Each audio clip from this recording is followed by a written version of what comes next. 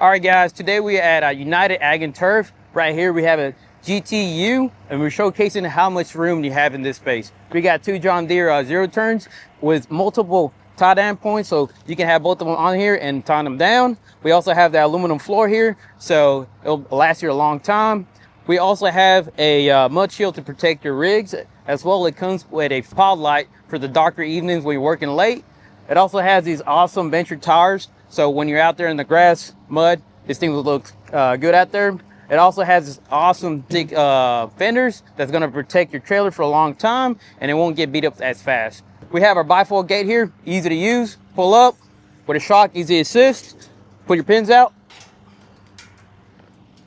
Has springs on it for easy fold down, as well as your angle dove for easy transition into your deck of the trailer.